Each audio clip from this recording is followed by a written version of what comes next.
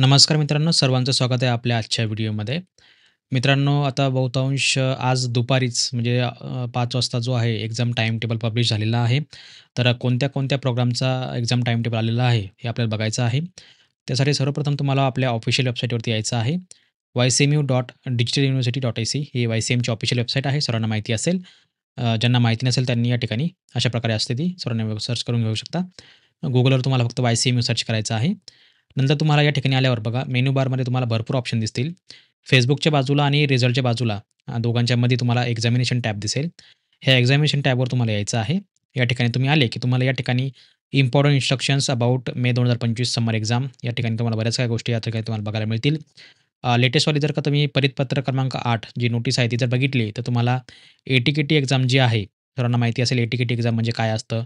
ज्यांचा विषय एखादा राहिला असेल किंवा बॅक राहिला असेल किंवा एखाद्या विषयामध्ये फेल झाला असेल किंवा पेपर दिला नसेल, तर असे विद्यार्थी जे आहे या ठिकाणी फॉर्म भरू शकतात. तर या ठिकाणी बघा तुम्ही आजची जी तारीख आहे यामध्ये लास्ट डेट आहे 3 एप्रिल. 29 एप्रिल ते 3 एप्रिल या ठिकाणी तुम्हाला ₹100 लेट फी होती. बरोबर?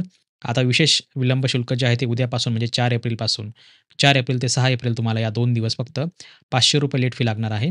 त्यानंतर डेट वाढणार नाही आहे. तुम्हाला ए-टी-के-टीचा फॉर्म भरता येणार नाही. बरेच विद्यार्थी कन्फ्यूजमध्ये आहेत, की सर ए-टी-के-टीचा फॉर्म कोणी भरायचा? जे विद्यार्थी यावर्षी ॲडमिशन घेतलं त्यांना भरायचा का? तर नाही. जे विद्यार्थी ॲडमिशन घेतात ते सोबतच तुमची एक्झाम फी वगैरे पे करतात. पण जे विद्यार्थी एखाद्या विषयामध्ये राहतात, उदाहरणार्थ कोणी पेपर दिला नसेल किंवा कोणाचं काही वेगळं कारण असेल, अ, समजा फेल झाला असाल, तर तुम्ही या ठिकाणी फॉर्म भरू शकता. ठीक आहे. तर आपलं हे काम नाही आहे. आपलं आजची अपडेट आहे महत्त्वाची म्हणजे एक्झामिनेशनची अपडेट वगैरे. ठीक आहे. तर या ठिकाणी तुम्हाला यायचं आहे. इथे आल्यावर बघा तुम्हाला मे 2025 असा एक टॅब दिसेल. यावर क्लिक करायचं आहे. मे 2025 या टॅबवर तुम्ही क्लिक केलं, की बघा अशा प्रकारची तुमच्या समोर जी आहे ती फर्स्ट अपडेट तुम्हाला या ठिकाणी बघायला मिळेल. ठीक आहे. तर तुम्ही या ठिकाणी बघू शकता. आज दुपारी 5:30लाच ही अपडेट या ठिकाणी म्हणजे 5:30ला आलेली आहे. तुम्ही या ठिकाणी बघू शकता. जे एक्झाम टाईम टेबल आहे तो अशा प्रकारे तुम्हाला शो करेल. सध्या तुम्हाला बघा या ठिकाणी बी-एचा टाईम टेबल शो होईल, पण सध्या इथे या ठिकाणी प्लीज वेट आहे. बरोबर? तर तुमचा जो एक्झाम टाईम टेबल आहे तो लवकर शो होईल. तर एक्झाम कोणाकोणाचा शो झालेला आहे? बी-लिपचा. ठीक आहे आणि एम-लिपचा. बी-लिप, एम-लिपचा जो एक्झाम टाईम टेबल आहे, तो तुम्ही या ठिकाणी क्लिक करून चेक करू शकता. ओके. बाकी one by one time table तर तुम्हाला मी अपडेट देईलच. नंतर बी-कॉमचा टाईम टेबल या ठिकाणी अजून शो नाही झालेला. परंतु एम-बी-एचा एक्झाम टाईम टेबल या ठिकाणी आलेला आहे. बी-बी-एचा या ठिकाणी आलेला आहे. इव्हेंट मॅनेजमेंट जो की नवीन प्रोग्राम आहे. एम-बी-एचा आलेला आहे. नंतर बी-बी-ए एव्हिएशनचा आलेला आहे. ट्रान्सपोर्ट मॅनेजमेंटचा डिप्लोमा आलेला आहे. हॉस्टेल मॅनेजमेंटचा डिप्लोमा आलेला आहे. त्यानंतर तो एक्झाम टाईम टेबल तुमचा अजून कुठला-कुठला आलेला आहे या ठिकाणी आपण बघू शकता. बी-सी-ए ओल्ड पॅटर्नचा आलेला आहे. बी-सी-ए न्यू पॅटर्नचा आलेला आहे. ठीक आहे. जे बी-सी-ए आहे, बी-सी-एवाल्या विद्यार्थ्यांचं देखील या ठिकाणी एक्झाम टाईम टेबल आलेला आहे. ठीक आहे. तर बी-सी-एचा टाईम टेबल आपण ओपन करून ठेवूया. नंतर बी-एस-सी कॉम्प्युटर सिस्टम ॲडमिनिस्ट्रेशन ज्याला आपण म्हणतो बी-सी-एस. ठीक आहे. तर सी-एस-ए जे आहे, बी-एस-सी, सी-एस-एस जे आहे त्यांचा टाईम टेबल आलेला आहे. एम-सीचा टाईम टेबल आलेला आहे. एम-सी-ए ओल्ड पॅटर्नचा देखील आलेला आहे या ठिकाणी. ओके. ही एम-सी-ए न्यू पॅटर्न आहे. एम-सी-ए ओल्ड पॅटर्न आहे. तर त्याचा देखील या ठिकाणी आलेला आहे. ओके. नंतर बघा या ठिकाणी बाकीचे काही सर्टिफिकेशन्स वगैरे आहे किंवा जसं की पाली लँग्वेजमधला तुमचा सर्टिफिकेशन असेल, फार्मर प्रोड्युसर असेल, अ, योगा टीचरचा असेल, ठीक आहे. बी-एस-सी एल-टी असेल, लॅबोरेटरी टेक्निक्स म्हणतो आपण त्याला. नंतर जेवढे काही डिप्लोमा वगैरे आहेत बऱ्यापैकी जर आपण बघितलं तर 40% प्रोग्रामचे जे आहेत एक्झाम टाईम टेबल आपल्याला या ठिकाणी बघायला मिळतात. आपण एम-बी-एचा आणि त्याच्यानंतर एम-बी-एचा, बी-सी-एचा आणि बी-लिप या 2-3 प्रोग्रामचा आपण या ठिकाणी जे आहे जो टाईम टेबल आहे तो आपण या ठिकाणी बघणार आहोत. ओके. तर बी-लिपचा आणि एम-लिपचा देखील मी तुम्हाला या ठिकाणी शो करणार आहे. याला मी क्लोज करतो. अशा प्रकारे बघा आता हा जो टाईम टेबल आहे तुमच्यासमोर तुम्ही या ठिकाणी बघू शकता. तर मित्रांनो हा आहे बघा P131. तर P131 हा म्हणजे कुठला प्रोग्राम आला याच्यामध्ये बॅचलर ऑफ कॉम्प्युटर ॲप्लिकेशन 2016चा पॅटर्न. ठीक आहे. म्हणजे हा सी-जी-पी-ए पॅटर्न आहे. ठीक आहे. सेम जसा की तुमचा एम-बी-ए आहे. हा एन-ई-पी पॅटर्न नाही आहे. अजून एन-ई-पी पॅटर्न वायसीएमला लागू झालेला नाही आहे. त्यामुळे तुम्हाला या ठिकाणी वेट करायचं आहे. वेट म्हणजे तुमचा काही उपयोग नाही याच्यामध्ये कारण तुमचं ऑलरेडी जे एनरोलमेंट चालू आहे, जे तुमचं ॲडमिशन चालू आहे, ते ऑलरेडी ह्या 2016च्या पॅटर्नमध्ये आहे. ज्याला आपण सी-जी-पी पॅटर्न म्हणतो. बरोबर? आणि जे एन-ई-पी पॅटर्न आहे ते एन-ई-पी एम-एवाल्यांसाठी आलेलं आहे. फक्त एम-ए आहे आणि एम-कॉम आहे. बाकी अजून कोणाला एन-ई-पी लागू झालेलं नाही आहे. ओके. असो, आपला तो प्रश्न नाही आहे. तर या ठिकाणी बघा तुम्ही म्हणसाल, की "सर आमचं तर सेमिस्टर 2 आहे, मग इथं सेमिस्टर 1 का दाखवतं? किंवा सेमिस्टर 3 का दाखवतं?" बघा, तर एक गोष्ट लक्षात घ्या सेमिस्टर सिस्टमची कशा प्रकारची असते. बऱ्याच विद्यार्थ्यांना या गोष्टी माहिती नाही आहेत. 2 प्रकारे सेमिस्टरची एक्झाम होत असते. एक होते डिसेंबरला, ज्याला आपण डिसेंबर-जानेवारी सेशन म्हणतो. आणि दुसरं होतं याच्यामध्ये मे-जूनमध्ये, बरोबर? जे की आता अपकमिंग आहे. तर डिसेंबर-जानेवारीला जे सेशनमध्ये एक्झाम होते किंवा जे काही सेमिस्टरची एक्झाम होते, त्याला आपण विंटर सेशन म्हणतो. म्हणजे हिवाळी सत्र आणि जे उन्हाळ्यामध्ये होतं, ज्याला आपण उन्हाळी सत्र म्हणतो, ते होतं मे-जूनमध्ये. अशा प्रकारचे 2 सेशनमध्ये तुमचे पेपर होत असतात. तर जे विंटर म्हणजे जे हिवाळी सत्रामध्ये होतं, ते जे आहे तुमचं ऑड सेमिस्टर असतं. ऑड म्हणजे काय? जसं की सेमिस्टर 1, सेमिस्टर 3, सेमिस्टर 5, सेमिस्टर 7 अशा प्रकारचं ते असतं. ज्याला आपण म्हणतो ऑड. ऑड म्हणजे काय? विषम संख्या. तर जे विषम नंबर असतात 1, 3, 5, 7, 9 वगैरे ठीक आहे. तशा प्रकारचं असतं. आणि जे आणि जे समर सेशन असतं, जे मे-जूनमध्ये एक्झाम होती, त्याचं सेशन असतं सेमिस्टर 2, सेमिस्टर 4, सेमिस्टर 6, सेमिस्टर 8 अशा प्रकारचं. त्याला आपण म्हणतो समर ठीक आहे. हे ऑड सेमिस्टर झालं, ते सम सेमिस्टर झालं. त्याला समसंख्या आणि काय म्हणतात जे काय असेल ते, ठीक आहे, त्या प्रकारचं असतं ते. तर जे सेमिस्टर 1 आहे यावेळेस, ते हे आहे बॅकलॉगवाल्यांसाठी, ठीक आहे. तर बॅकलॉगची एक्झाम देखील 2 प्रकारे होत असते. एक होते तुमचे डिसेंबरला आणि एक होते तुमचे मे-जूनमध्ये, ठीक आहे. म्हणजे थोडक्यात तुमचे दोन्ही पण एक्झाम सोबत होत असतात. तर सेमिस्टर 1 जे आहे, ते रेग्युलर प्लस बॅकलॉगवाल्यांसाठी असते. सेमिस्टर 2 देखील रेग्युलर प्लस बॅकलॉगवाल्यांसाठी असते, म्हणजे सर्वांसाठी असते. तर ज्या विद्यार्थ्यांची एक्झाम बॅक असेल, तर त्यांची सेमिस्टर 1ची एक्झाम होईल. ज्यांची सेमिस्टर 3ची बॅक असेल, त्यांची सेमिस्टर 3ची एक्झाम अशा प्रकारे होईल. ज्यांचं सेमिस्टर 5चं असेल, त्यांचं सेमिस्टर 5च्या प्रकारे अशा प्रकारे होईल. आणि जे रेग्युलर विद्यार्थी असतील, ज्यांनी सेमिस्टर 1 मागच्या वेळेस दिलं असेल डिसेंबरला, त्यांनी सेमिस्टर 2ची आता एक्झाम होईल. सेमिस्टर 4ची आता एक्झाम होईल. जे काही त्यांचं असेल ते. ओके. अशा प्रकारचा मित्रांनो हा बी-सी-एचा टाईम टेबल आहे. याची लिंक मी तुम्हाला खाली व्हिडिओ डिस्क्रिप्शनला दिलेली आहे. त्यावर तुम्ही हे चेकआउट करू शकता. ओके.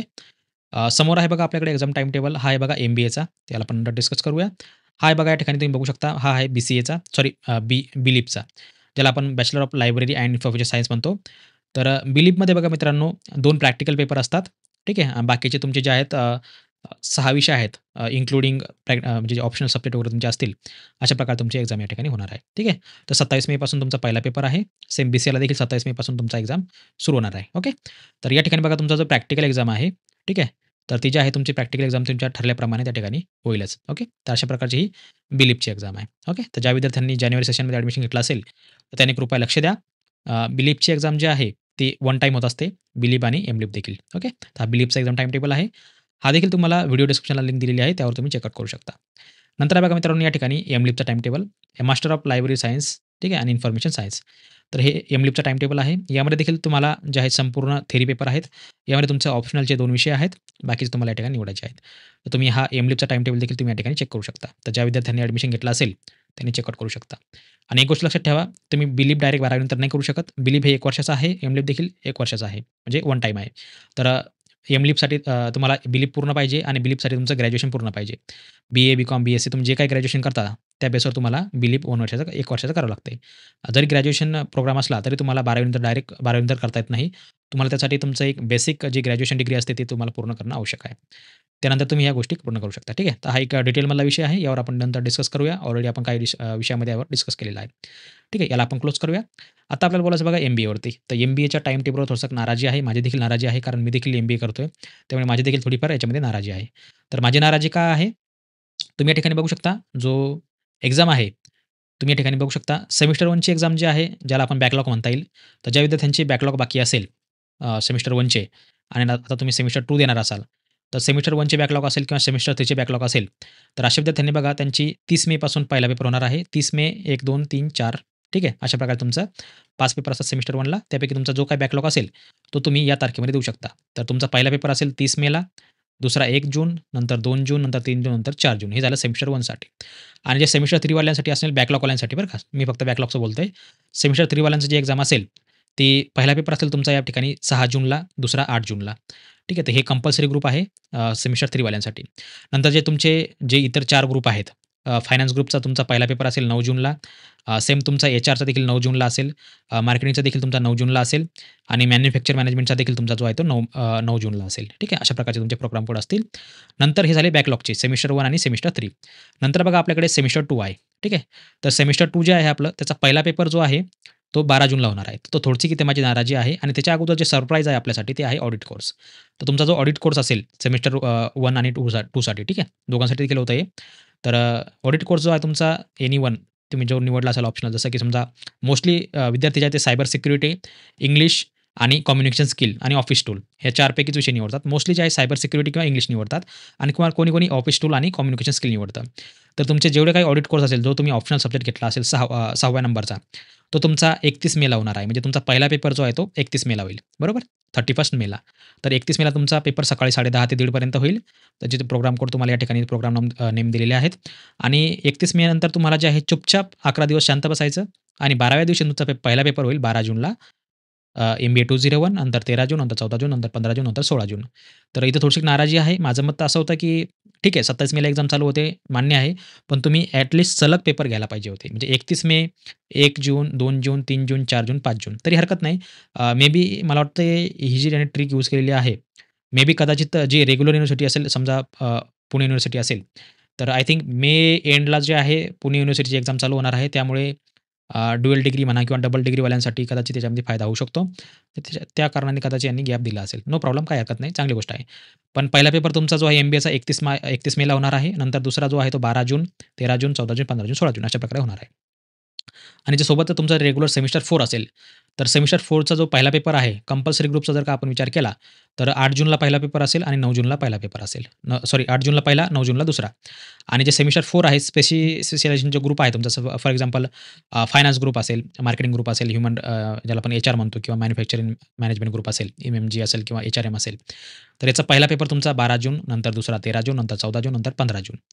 आता बघा या ठिकाणी विषय असा आहे, तुम्ही म्हणसाल की सर या ठिकाणी 2-2 तारीख सेम दिलेली आहे. ठीक आहे. तर मित्रांनो हा विषय ऑप्शनल आहे. कन्फ्यूज होऊ नका. आता तुम्ही सेमिस्टर 4ला त्यामुळे कन्फ्यूज होऊ नका. या 2 पैकी तुम्हाला कुठला एक विषय निवडायचा आहे. त्यामुळे ते दोन्ही पेपर एकाच दिवशी होतील. तुम्ही जो निवडसाल तो तुम्हाला या ठिकाणी द्यावा लागेल. ओके. हरकत नाही. तर असे तुमचे मित्रांनो पेपर असणार आहेत आणि तुमचा जो ऑडिट कोर्स असेल सेमिस्टर 2 वाल्यांसाठी जो ऑप्शनल सब्जेक्ट असेल सेमिस्टर 3 किंवा सेमिस्टर 4 साठी तर तो तुमचा जो पेपर असेल तो तुमचा 5 जूनला होईल. ठीक आहे. म्हणजे थोडक्यात काय सर्वात पहिला पेपर तुमचा जो आहे तो 5 जूनला होईल. ठीक आहे. तर 5 जूनला तुमचा पहिला पेपर होईल ऑप्शनलवाल्यांसाठी. योगा असेल किंवा व्हॅल्यू एज्युकेशन असेल. ओके. तर अशा प्रकारे मित्रांनो हा एक्झाम टाईम टेबल आहे. कृपया सर्वांनी चेक करून घ्या. बाकी जसं की मी तुम्हाला या ठिकाणी सांगितलं, की वन बाय वन सर्वांची एक्झाम टाईम टेबल येईलच. काही काळजी करू नका. एक्झामिनेशन टॅबवर तुम्हाला जायचं आहे. मे 2025 वर तुम्हाला क्लिक करायचं आहे. या ठिकाणी तुम्ही रोज तुमचा जो एक्झाम टाईम टेबल आहे तुम्ही चेक करू शकता. बाकी BA BComचा टाईम टेबल अजून आलेला नाही आहे सध्या तरी आणि MAवाल्यांचा जो NEP पॅटर्न आहे सर्वांचे एक्झाम टाईम टेबल जो आहे अपेक्षा आहे की पुढच्या आठवड्यामध्ये येईल. म्हणजे आता बघा हा आठवडा संपेल 2 दिवसांनी आणि पुढचा आठवडा जो असेल कदाचित तो 7 तारखेपासून ते 15 तारखेपर्यंत 14 तारखेपर्यंत तुमचा एक्झाम टाईम टेबल येऊ शकतो. बाकी ओल्ड पॅटर्न MCOMचा देखील एक्झाम टाईम टेबल कदाचित येऊ शकतो 2-3 दिवसामध्ये. ओके. तर मित्रांनो बेस्ट ऑफ लक. आता अभ्यासाला लागा. एक्झाम टाईम टेबल तुमचा या ठिकाणी आलेला आहे. ठीक आहे. तर मित्रांनो तर जाऊ द्या हे काय ओपन झालं. ओके हरकत नाही. हां, हे रिव्हॉल्यूशनचा रिझल्ट आहे बहुतेक कदाचित या ठिकाणी आलेली लिंक चुकून इथं शो झालेली आहे. तर ज्यांचा रिव्हॉल्यूशनचा रिझल्ट आलेला असेल त्यांनी कृपया या PDF चेक करू शकता. 2 PDF आलेल्या आहेत ऑफिशियल.